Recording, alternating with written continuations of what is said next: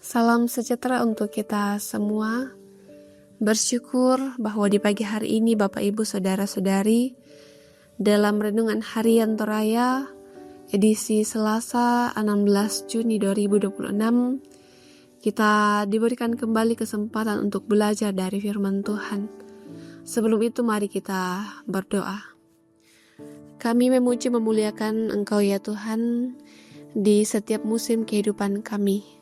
Bersyukur di pagi hari ini untuk nafas kehidupan, hari yang baru yang Engkau telah nyatakan. Tuntun kami di hari ini. Terlebih kami akan belajar dari firman-Mu, kuasai kami dengan Roh Kudus, agar kami dimampukan untuk mengerti firman-Mu. Ini doa kami, dalam nama Tuhan Yesus kami berdoa. Amin. Efesus pasal 4 ayat 7-16.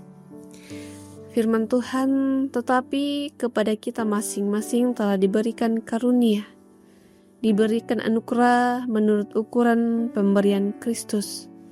Itulah sebabnya dikatakan, tatkala ia naik ke tempat tinggi, ia membawa tawanan-tawanan, ia memberikan peringatan pemberian-pemberian kepada manusia. Bukankah ia telah naik? Berarti bahwa ia juga telah turun ke bagian bumi yang paling bawah. Ia yang telah turun, ia juga yang telah naik jauh lebih tinggi daripada semua langit untuk memenuhi segala sesuatu. Dialah yang telah memberikan baik rasul-rasul maupun nabi-nabi, baik pemberitaan-pemberitaan Injil maupun gembala-gembala dan pengajar-pengajar, untuk memperlengkapi orang-orang kudus bagi pekerjaan pelayanan, bagi pembangunan tubuh Kristus, sampai kita semua telah mencapai kesatuan iman dan pengetahuan yang benar tentang anak Allah, kedewasaan penuh dan tingkat pertumbuhan yang sesuai dengan kepenuhan Kristus.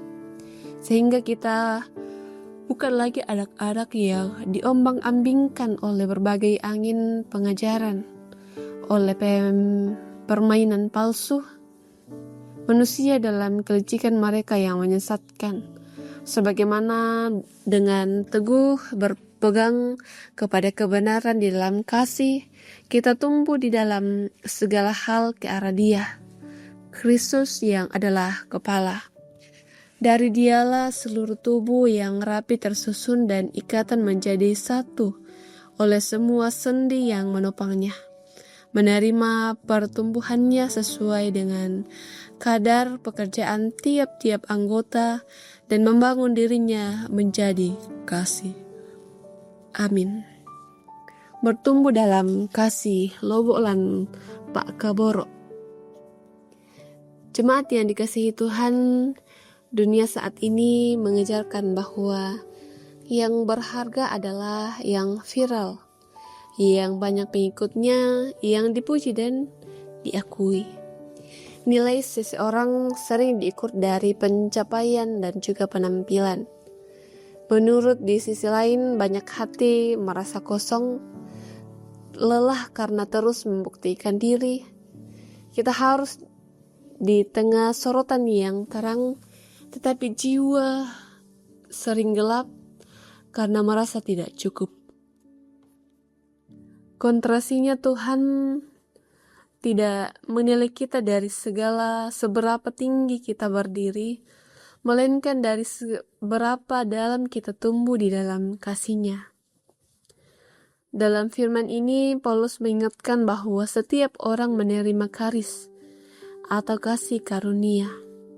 Anugerah cuma-cuma dari Kristus. Bukan semua mendapat peran yang sama, tetapi semua mendapat bagian yang berharga. Kita ini butuh Kristus yang sedang dibangun. Kata membangun berasal dari kata Yunani oikomodomo, dome, gambaran sebuah rumah yang disusun batu demi batu hingga kokoh.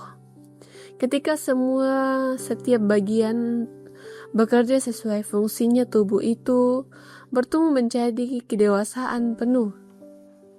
Disitulah kita menjadi milik yang berharga, harta kesayangan Allah, bukan karena hebatnya kita, tetapi karena kita melekat dan hidup di dalam Kristus. Oleh karena itu, di tengah dunia yang sibuk mencari pengakuan, marilah kita belajar setia pada bagian ini. Kita perlu iri pada karunia orang lain, tetapi perlu meremehkan peran kecil yang kita miliki.